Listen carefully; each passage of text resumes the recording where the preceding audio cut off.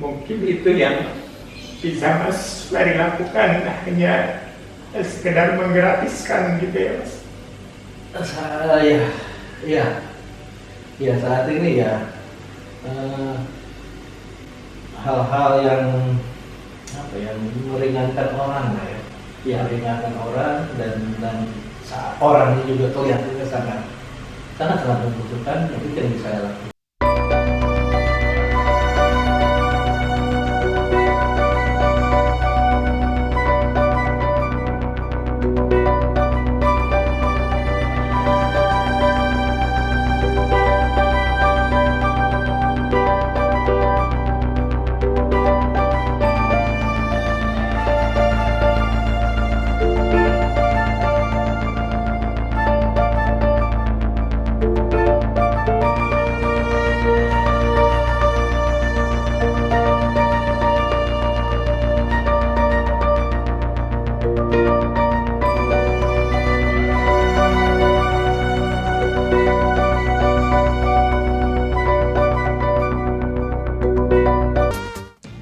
Ya, akhirnya kita ketemu di perdana tayang bukan podcast. Wow. Akhirnya tayang juga ini podcast. Padahal bukan podcast ini, Mas. Bukan podcast betul. Tapi apa? Tapi Pokoknya bukan podcast. oke. Dan hari ini aku kedatangan tamu istimewa karena di bukan podcast ini adalah tamu-tamunya istimewa sekali. Orang-orang biasa yang punya cerita-cerita luar biasa yang sangat menginspiratif, juga sangat memberikan kesan-kesan yang bagaimana ada tawa, sedih, gembira, kemudian mengharukan dan sebagainya. Pengalaman-pengalaman serunya kita akan kulik bersama-sama. Dan hari ini kedatangan Mas Permana. Waduh. Oke, terima kasih Mas Santos. Apa kabar Mas Permana? Alhamdulillah baik Mas Santos. Iya. Alhamdulillah sehat. Mas Santos juga sehat ya? Alhamdulillah. Terima kasih sudah mau datang di Bukan Podcast. Hari ini Santos Amin pingin ngulik-ngulik sedikit nih masalah apa sih cerita yang dipunya oleh Permana, Mas Permana ya. Kalau boleh tahu sekarang ini aktivitasnya apa Mas? Aktivitasnya ya karena zaman PPKM dan saya bukan orang kantoran. Aha. Jadi lebih ke yang penting produktif. Produktif ya. Aduh. Yang jelas produktif, tiap hari produktif. Siap. Tidak bisa WFH karena tidak bisa dilakukan dari rumah. Yes. Artinya saya harus mobile. Oke. Harus mobile, ya pakai mobil tentunya. Oh. Pakai mobil, jadi intinya saya di bidang transportasi, driver online. Driver online. Ternyata Bang Permana ini adalah seorang driver online. Ya, begitulah. Tapi boleh tahu sebelum jadi driver online berkecimpung di bidang apa? Oh ya, sebelum di driver online, saya sebelumnya juga punya usaha sebenarnya. Punya usaha di bidang ya? plastik di Bogor, di kota saya dibesarkan. Jadi untuk plastik, tapi ya karena tahu sendiri karena pandemi terus tutup. Aduh, banyak sekali ya usaha, jenis usaha, pekerjaan yang akhirnya harus pending, postpone dan sebagainya ya karena pandemi ini. Ya. 2019 kan mulai awal tuh, 2020 lah mulai tutup tuh. Tutup karena memang nggak ada yang beli kan, toko harus tutup. Betul. Akhirnya saya harus tetap berproduk, Harus tetap survive dengan secara finansial kan. Iya, betul. Akhirnya mau nggak mau jalannya saya harus masuk di driver online itu tadi. wah, jadi menjalani sebagai seorang driver online ini sudah berapa lama kalau di Total setahun setengah. memang benar-benar pas pandemi ya? berarti? Setelah itu ya. Iya. Betul. Oke. Suka dukanya apa nih sebagai seorang driver online, Mas? Sukanya secara pribadi, yang jelas ini independen. Independen. Independen artinya enggak Waktunya bisa kita atur sendiri. Waktu atur sendiri, terus kita mau kapanpun, mau selesai kapanpun dan tidak terikat secara institusi ya. Secara lembaga kita bebas. Itu yang bikin saya mungkin masih bisa bertahan. Itu sukanya, dan tentu saja ketemu banyak orang dari mulai level yang maaf di bawah Iya. sampai ke seorang artis yang naik pernah istrinya Arya Saloka. Mbak Putri Ana kalau nonton Mbak Putri Ana pernah naik, bener saya bawa. Wah. Itu sampai Watimpres. Wah. Dewan Pertimbangan Presiden Pak Harmadi Brata, saya lupa namanya, tapi itu pernah. Jadi artinya level ini sampai level atas saya pernah. Ya ketemu banyak orang lah, ngobrol banyak, Iya. seru lah, seru. Dan akhirnya setelah ketemu dengan banyak orang, dapat insight apa Mas yang Mas Permana rasakan? Wawasan saya nambah. Wawasan nambah. Wawasan saya nambah, terus ternyata banyak pelajaran-pelajaran yang didapat dari obrolan-obrolan itu. Jadi betapa pentingnya katakanlah pendidikan, betapa pentingnya survive, bertahan hidup, betapa pentingnya arti bersyukur, karena memang ketemu yang benar-benar low gitu kan, tapi ternyata memang mereka sangat bersyukur. Jadi saya juga belajar mereka kayak gitu. Bahkan dari keluarga, saya pernah bawa yang meninggal di mobil. Di mobil orang sakit dan meninggal. Ibunya begitu, yang bawa itu anaknya, kalau nggak salah anaknya itu begitu terpukul, dan saya bayangkan saya bawa dari ikut menggotong ke belakang gitu kan, ketika masih nge-lag gitu kan, dan ketika turun sudah meninggal saya. Ya itu banyak hal-hal yang ternyata, tapi yang ininya ibu itu tidak lupa berterima kasih Mas. Oke. Sedang kalut seperti itu tetap begitu berterima kasih, saya bantuin ibunya dalam keadaan ibunya sudah tidak bernyawa. Oke. Ini menarik. Bagaimana mendapatkan order yang cerita ini? Waktu itu ordernya dari di daerah Pondok Gede ya, daerah Pondok Gede. Cuman jaraknya nggak terlalu jauh, cuman tujuannya ke rumah sakit. Tujuannya ke rumah sakit, kita udah tahu bahwa mungkin dari beberapa driver online mungkin karena kadang-kadang orderan dekat tuh ada yang diabaikan lah ya. Oke.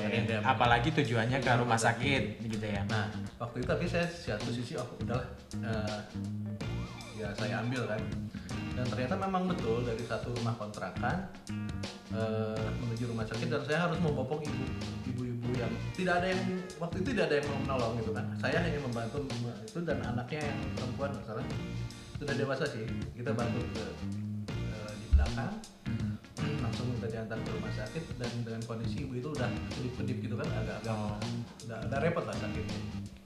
Dan ketika memang betul sampai di selama perjalanan itu pun ibu itu juga tidak intinya berdoa, karena ya kebetulan dia Nasrani. Begitu di perjalanan itu benar-benar berdoa kepada Tuhannya bahwa kita disembuhkan. Tapi memang takdirnya ternyata harus Berakhir. Ibunya pas sampai, dan ketika minta tolong ke security di rumah sakit di UGD, ternyata ibunya udah tidak bernyawa gitu kan, tidak bergerak sama sekali. Ya pengalaman seperti itu. Bagaimana perasaan Mas Permana ketika mendapatkan klien yang semacam ini? Ketika itu? Ya agak gimana ya, agak ya sedih, dalam artian coba saya misalkan gini, atau saya bisa lebih cepat gitu kan tertangani di rumah sakit, ada juga berpikiran seperti itu. Tapi ya udahlah, mungkin ini bagian dari dinamika pekerjaan saya yang bermacam-macam jadi gimana, jadi ngeles gitu. Kenapa sih akhirnya Mas Permana akhirnya mau mengambil orderan itu? Berpikir bahwa oh ini kan jaraknya cuma dekat gitu, nggak seberapa. Kemudian apalagi ke rumah sakit dalam kondisi seperti ini pula gitu. Saya juga kadang-kadang berpikir gini, ada kalanya saya sedang susah dan perlu bantuan orang. Ya, gitu. Apapun itu bentuknya, Tuhan tolonglah saya ketika dalam. Nah, saya kadang-kadang berpikir seperti itu dalam posisi melalui siapapun dan dengan cara apapun. Nah, itu yang saya pikirkan gitu kan. Mudah-mudahan balasannya kalau saya susah ada siapapun yang membantu. Artinya waktu Mas mengambil orderan itu ada kepikiran berpretensi? Enggak sih, cuman saya pikir ini orang sakit harus saya tolong gitu aja. Karena tujuannya ke rumah sakit pasti orangnya. Oke, salut. Itu hal biasa kok sebenarnya. Iya. Istimewa amat. Ya. Ada pengalaman yang lebih menarik lagi selain ini? Iya. Ada suami istri yang hamil, mungkin udah mau melahirkan lah, nggak lama gitu ya. Di rumah sakit Jakarta Timur, saya nggak sebut, dan itu ditolak karena entahlah maksudnya ditolak, kemudian kamar penuh dan lain sebagainya. Nah waktu itu saya minta diantarkan dari rumah sakit satu ke rumah sakit lain. Suami istri, akhirnya saya bawa ke satu rumah sakit lagi. Dan di perjalanan itu dia teleponan sama PRT-nya dia gitu kan, bahwa dia ditolak di rumah sakit ini dengan alasan nggak ada dianggap data-data kurang lah, BPJS atau orang rakyat ini ya namanya ini, atau kekurangan biaya atau bagaimana? yang jelas dia pokoknya intinya gini, Rumah sakit itu tidak menerima BPJS atau bagaimana? Iya, kayaknya di rumah sakit lain. Nah, dan kondisinya saya tahu dari telepon itu dia minta tolong Pak RT untuk membantu membuatkan surat keringanan gitu lah, surat tidak mampu dan sebagainya dari pengurus tempat. Dan dari telepon itu kelihatan bahwa ini orang memang sangat membutuhkan dan kondisinya sangat ada muncul lagi perasaan nggak tega juga saat itu kan. Akhirnya setelah turun di rumah sakit itu saya menggratiskan itu karena bukan apa-apa, dia lebih butuh saat itu. Ongkosnya sih nggak seberapa, nggak nyampe 50.000. Tapi saya bilang itu yang saya, Bu, Pak, saya ini nggak usah bayar, saya bilang gitu. Kayaknya ibu bapak lebih butuh gitu kan. Saat ini waktu itu. Kok kayaknya agak ngenes banget dengar cerita dia ke Pak RT-nya waktu itu ya. Mungkin itu yang bisa Mas Ferry lakukan, hanya sekedar menggratiskan gitu ya Mas. Ya saat ini ya hal-hal yang meringankan orang lah ya. Meringankan orang dan orangnya juga kelihatannya sangat membutuhkan, yang itu yang bisa saya lakukan. Wah. Ya. Oke Mas, dari sekian banyak kejadian itu kan akhirnya Mas Permana ini bisa mengambil kesimpulan selama ini mungkin ya orang menganggap bahwa seorang driver online itu profesi yang katakanlah tidak dianggap lah ya remeh-temeh dan sebagainya gitu kan. Menurut Mas Ferry sendiri sekarang ini setelah menghadapi kemudian mengalami berbagai peristiwa, kemudian menghadapi klien-klien yang Mas Ferry hadapi ini, keadaannya dan sebagainya, sekarang Mas Ferry memandang profesi sebagai driver online ini seperti apa? Jujur kalau dari saya sebenarnya profesi ini bukan pilihan. Ya. Jadi bukan cita-cita yang tidak mungkin dicita-citakan sama orang kan. Artinya bisa jadi profesi ini adalah profesi alternatif. Ya kan?